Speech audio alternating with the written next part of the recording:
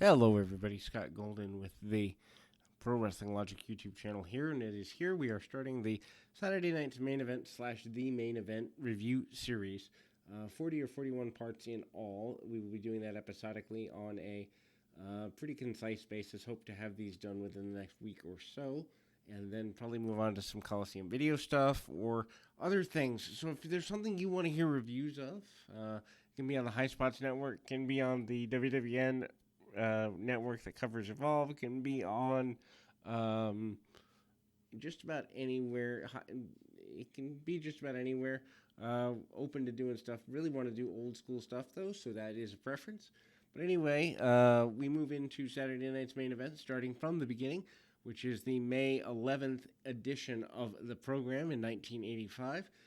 We open with Cyndi Lauper and her advice for the world women's champion, Wendy Richter. You know, it's amazing to me with the women's revolution now, how much Wendy Richter at the time was considered a really forefront lady wrestler, but now would just be considered bland. And it's interesting that in 35 years or so, we have evolved to a place where certainly women's wrestling has changed so very much. It's ironic. It's kind of interesting to me that we look back and hair pulling and single punches was the fare then, and now you see ladies taking dives off of balconies and all sorts of crazy things. Cyndi Lauper says that Wendy's got to stay focused. Lauper has purple hair now. At this time, the Rock and Wrestling Connection, which began in the, summer of 1984, in full swing right after WrestleMania 1, and they really do capitalize on this, at least through the summer of that year. We find out later, but I guess I'll acknowledge it here and then go back to acknowledge it later, that Cyndi Lauper is to be at ringside with Wendy Richter. However, we find out later that Moolah blocks that from happening. We then jump to a Hulk Hogan promo. They are both wearing Saturday night's main event t-shirts. Hulk Hogan has his second along, the famed Mr. T. Now, if you're a person who is a newer fan or probably under the age of maybe 25 or 30, you may not even know who Mr. T is. He was Clubber Lang in the Rocky movies. I believe Rocky 3, maybe 2, but definitely 3. And then later, one of the stars of the A-Team, a sitcom in the mid to late 80s. And he had done some crossover work at this point. Hogan really talks about how having T in his corner was going to make a difference. He is going to be facing Cowboy Bob Orton, yes, the father of Randy Orton and the or the son of Cowboy Bob Orton Sr. So third generation there for the Ortons. Also, not that we see him here, but there also is Barry Orton, or Barry O, who does enhancement work for the WWF in the late 80s, early 90s. We then jump to, it's interesting how quick things move. The pacing of WWF really, what is now WWE, really has not changed all that much from this time period to now, in that they move from segment to segment extremely quickly. Of course, this was network television in the 80s, the first time in probably 30, maybe 35 years at that time. So we're talking about the 1950s, middle point of the 50s maybe, when wrestling was last on network television. And yes, this is the second time that wrestling was on network television, but that died off before 1960 arrived. And so this is really big, especially in that Saturday night's or that Saturday Night Live time slot. We see the trio of the U.S. Express, comprised of Mike Rotundo and Barry Windham. Windham looks phenomenal here. Windham is one of my guilty Pleasure wrestlers. He He's one of the guys that I wonder if he had stayed more dedicated to the craft, that he couldn't have been maybe a, I don't know, I don't want to say a Ric Flair level main event guy, but maybe one level right below Flair. And I often wonder, too, what would have happened if he'd gotten a heel run, maybe 85, 86, 87, with Hogan. I think he would have been good fodder for Hogan, but that never took place either. Kind of one of those what-if kind of things. And anyway, Steamboat and the U.S. Express, who actually, believe it or not, for longtime fans, you may not know this, but they were originally to be called the Midnight, not the Midnight, but the American Express, as a counteractive to the Midnight and Rock and Roll Express. But American Express, obviously a credit card, and the credit card did not like being associated with wrestling, so there's a fun fact for you. They will take on the trio of the WWF Tag Team Champions at the time, Nikolai Volkov and the Iron Sheik, along with George the Animal Steele. This match is relatively basic, obviously not going to be the same level of speed or intensity that we are used to today. Duh. One of the reasons I really like the more classic wrestling style is because they do tell a really good story. The Sheik actually takes the majority of the defensive posture or the offense from the baby faces throughout. Baby faces work together as a relatively cohesive unit, considering they would have no reason to do so, not having teamed together before to this point, as best I can tell. They work over the Sheik's arm quite a bit. One thing that I notice here that's really kind of interesting, Ricky Steamboat, the high flyer, even in this particular juncture, with a really good drop kick from the top rope at a mid-match point on the Sheik. Also, it's interesting, Sheik still can move around. Of course, he's less than a year removed from being the transitional World Heavyweight Champion to Hulk Hogan. Well, actually, probably about just under a year and a half, dropping the belt in January of 84, and here we are in May of 85. So the Sheik still in peak condition here, looks really good. What's interesting is he bumps and feeds around quite a bit. When you see Nikolai Volkov, though, who Volkov had spent some time in the Worldwide Wrestling Federation in the 70s, when you see Volkov here, he bumps around a lot less. Obviously a bigger guy, but even in 85, not that mobile. He's around 10 years later in 95 and barely able to get around, but he hung in there for quite a while. Obviously, the baby faces take the win. George the Animal Steele is seconded by Captain Lou Albano. The tag team champions, of course, seconded by Classy Freddie Blassie. Steele does not get into the ring till the very, very end of the match, and he wants to tag out. He has no partners to tag to as the tag team champions abandon him.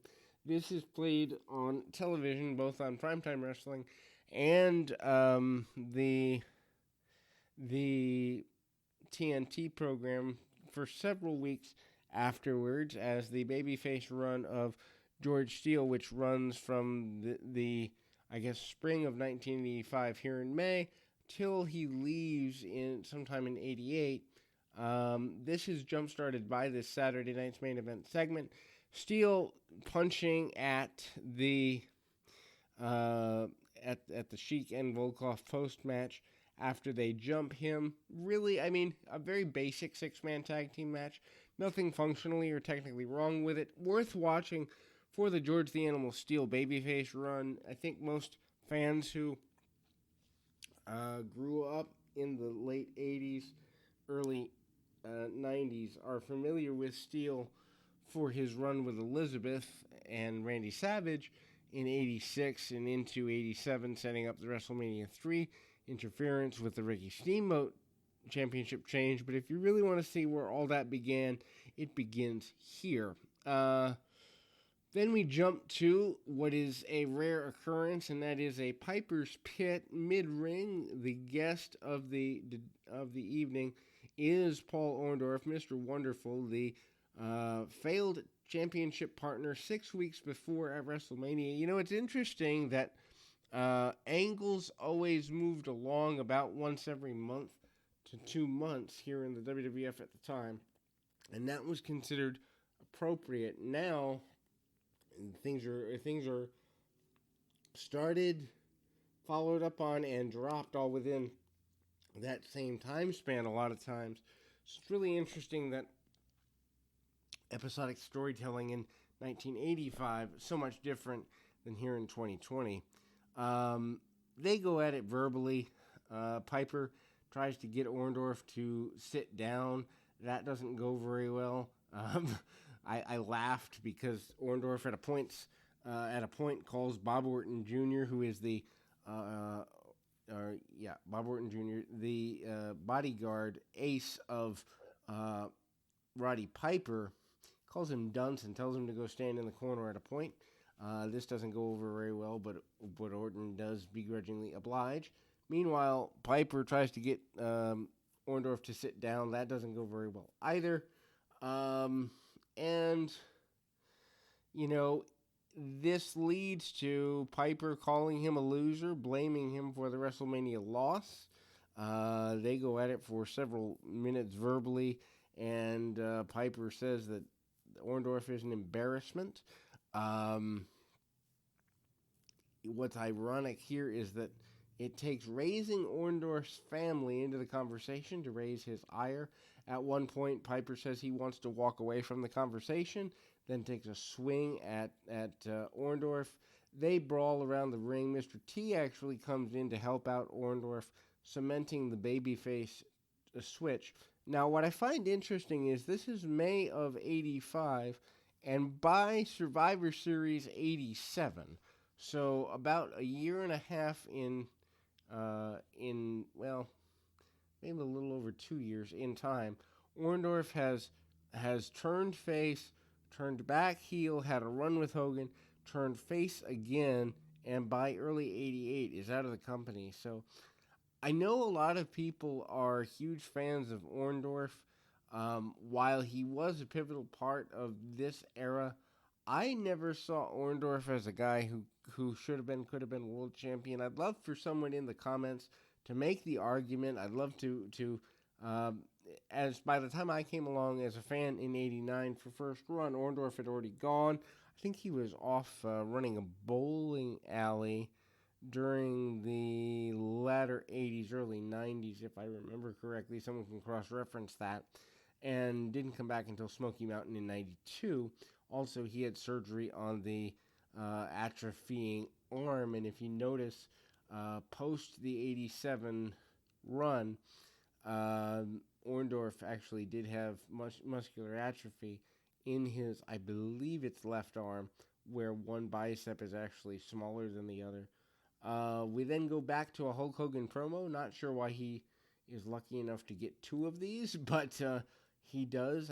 Hogan's oversaturation in full swing here in 85. Hogan says that we need to clean up the WWF, and that is the mantra really for the next, almost 6 years, from 84 to 90 when Hogan drops the championship to the Warrior and then disappears for a while. Now, he does, drop the championship before then, but really 84 to 90 is prime Hulk Hogan time. You might even say 92 when he leaves right after WrestleMania 8 for the first time. You might even stretch it out and say 93. So somewhere between 6 to 9 years, depending on your perception, Hogan on top, and he is a big deal here. One thing I noticed about the Hulk Hogan and Bob Orton Jr. match, I noticed two things. One is that Hogan really, if you notice, in this juncture, punches, kicks, back scratches, and a whole bunch of other things, but I don't think I ever looked at it with the eyes of realizing that Hogan is a babyface who wrestles like a heel. Power moves, he will cheat to get ahead if needed. The other thing, too, if you watch, now if you're a wrestler and you're listening to this, watch Orton's bump and feed. Boom, up, boom, down, boom, up, boom, down, boom, up, boom, down. Orton makes it look so simple in there, and so many wrestlers can learn from positioning of just, in this case, I was watching the bump and feed on the body slam mid match, and it was one step, 1, 2, 3, slam, roll, step, 1, 2, 3, slam, roll, and just the art of doing that is such a lost art. Guys struggle a lot of times, at least I feel today, with ring positioning, but Orton's a good guy to learn from, especially if you want to be a compelling bump and feeding heel. Orton is a great guy to learn from there. There is a point where, much to my almost surprise, Orton does set Hogan up for the superplex. Obviously, it doesn't happen, but for a moment, I thought it was going to, which I thought would have been awesome. But it does not. Hogan does, as to be expected, win with the leg drop. We then move on to the fabulous Moolah interview. The Moolah interview, well, kind of interesting. I mean, she's talking about having been champion for 27 or 28 years, something like that. And there is records that go back to Moolah being champion in the 50s, so that does bear out. She also produces a decree of some sort of paper decree that Wendy Richter is allowed to have Cyndi Lauper, but Lauper's not to be at ringside during this championship match. This upsets Wendy Richter quite a bit, upsets Cyndi Lauper quite a bit. I don't really understand this from an angular standpoint, in that if you have someone at the time who is as famous as Cyndi Lauper in the building, why you would just sit her to watch a monitor really doesn't make sense. Even if she's not going to get physically involved, having her at ringside, I think, gives the crowd in attendance something special. Cyndi obviously comes back and is annoyed with Moolah in a promo. And, I mean, the championship match between Moolah and Wendy Richter, really not that big a deal here. Moolah does walk away with I wouldn't say necessarily the victory completely, but she walks away looking better in the match than is average or is pointed.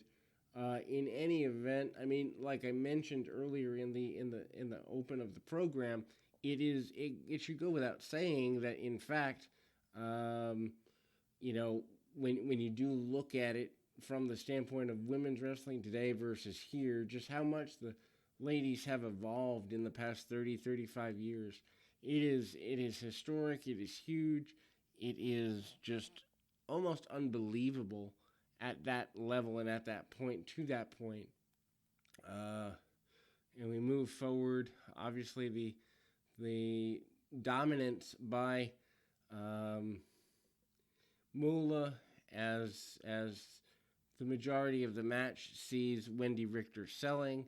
Wendy Richter is not in the best of situations going into the closing stages of the contest. Moolah uses every dirty trick in the book, choking her and doing whatever she can to get and keep the advantage here. But Wendy finally does get the victory in a hard-fought contest, and obviously Cyndi Lauper in there to celebrate with her. Wendy actually is able to turn a attempted body slam into a cradle for the pinfall. Actually, somewhat of I don't know that I'd say an unexpected win, but the timing of the win, a little unexpected. We then see the, final match of the program. This is an interesting thing about Saturday night's main event. The psychology at the time was to put the big matches near the front of the program at the 11:30 Eastern Time start, and then move into the, enhancement style matches as you get later into the program. And this is the final match of the evening, as the Junkyard Dog, who is fresh off the recording and enjoyment of Grab Them Cakes, which he does say on TNT is about getting money by any means necessary. is acknowledged here. The biggest thing in this, the Duke of Dorchester, Pete Doherty, who is an enhancement talent, who, I mean, to imagine being an enhancement talent and to be given this type of opportunity on national television, really a big deal. Junkyard Dog with a good bit of headbutts, maybe hits an atomic drop in the middle of the match, does a lot of very basic stuff. His mother is at ringside, as this is right on the heels of Mother's Day 1985.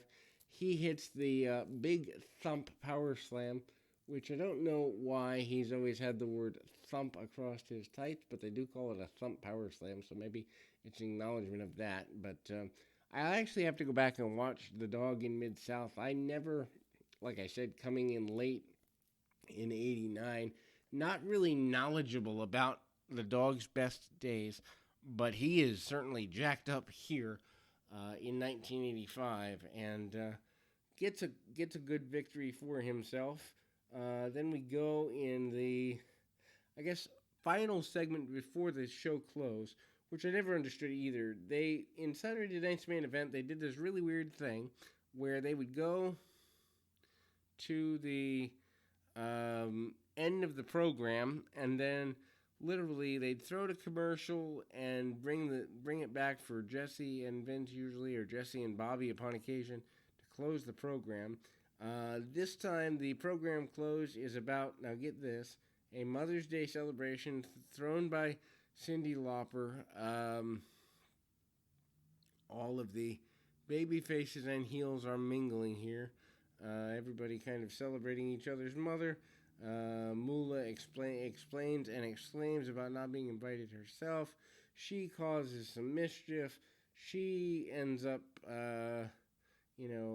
basically, I think, almost starting a food fight, but definitely getting up in the face of Cyndi Lauper, Wendy Richter, and anybody else who will pay attention to her.